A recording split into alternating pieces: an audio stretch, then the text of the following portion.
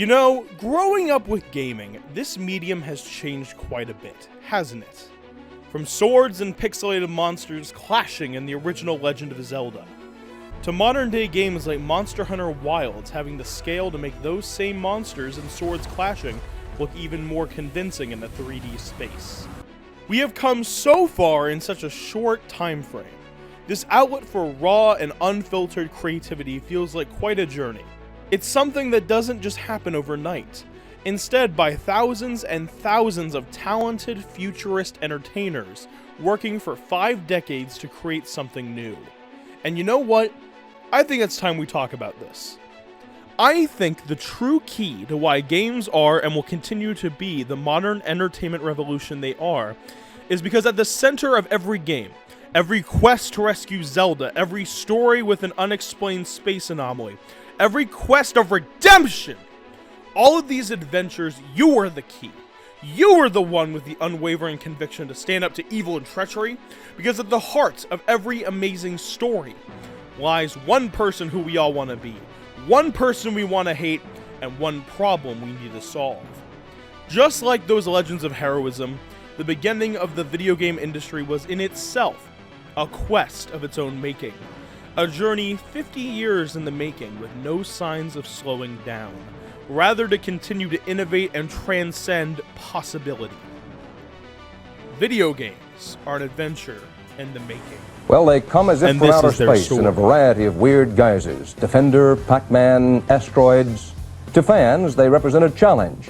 But to critics, as Terry Drinkwater reports, they are a menace. Jerry, video games are the latest craze to sweep the country and most of the world, too. Millions of people are addicted to hours of gazing at electronic images on game screens in arcades and in their own homes.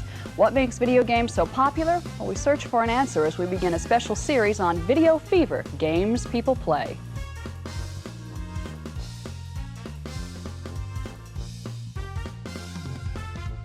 Chapter 1. That 70s Fad. The 70s were the birthplace of gaming, an era of discovery in America, war in Vietnam, and most importantly, video games were made this year, so that's all that matters in the public zeitgeist, in my opinion. Arcades were taking the country by storm around the late 70s.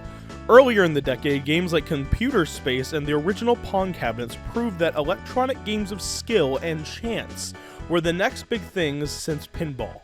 This was the early days of this stuff. Nothing was set in stone for how this business was going to go, or if it was just a passing fad in the country. One thing was clear, however. This stuff was not seen as high art, or anything more than a distraction, a social toy box, unrespected and disapproved by most. Even the programmers and forward thinkers behind these games had a lack of respect and appreciation for their hard work. Back then, people behind their games did not get credits at the end of the game. Now, while yes, with hindsight being 20/20, it may not be right to not credit developers for their work, but put yourself in the shoes of a company like Atari in 1976. They are basically creating the rules. No one is making quarter-snatching games on the scale they were doing during this decade. No one is attempting this, and to many, this was not high art in their eyes, just a distraction and attraction for arcade rats. And I guess that leads us to our next chapter of the consumer's interest in all this. Chapter 2. Arcade Rats. Arcades in this era were not the most kid-friendly places on the planet, compared to the modern day where they are primarily for children, with establishments like Chuck E. Cheese. They were the places the bad kids would hang around, ditching class, with rampant drug deals around early arcades. This, of course, is where the American phenomenon of pot smoking really began, the college campuses.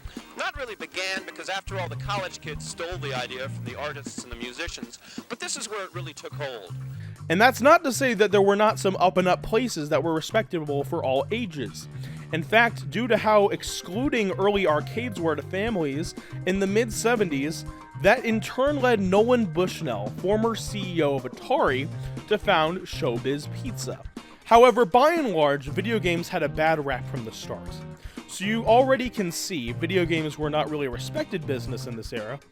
They were seen as something delinquents did to pass time, and nothing more as than a common fad. But one thing was certain from these early days. Not the drugs, not the war in Vietnam that was changing the world of entertainment at home, not even the arcade rats. It was the dawn of something fun. Chapter 3. The dawn of something fun. The thing that was undeniable about this business was the social element of it. Early arcades were a gathering place for people who wanted an outlet, an escape. Every town has a church, every town has an American flag, in the US at least, and most have an entertainment district of some sort, or at least a movie theater. People gather around these places as a symbol of what they believe, whether it be country, faith, or escape.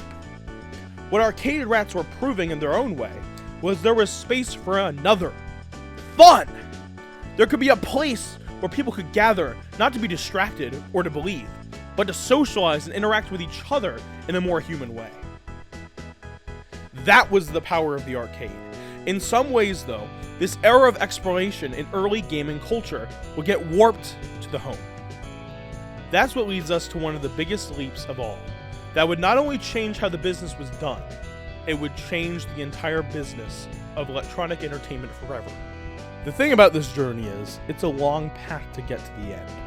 And this journey is longer than one video can possibly contain. So join me for an unforgettable experience through time and history as we take a look back through a legendary adventure.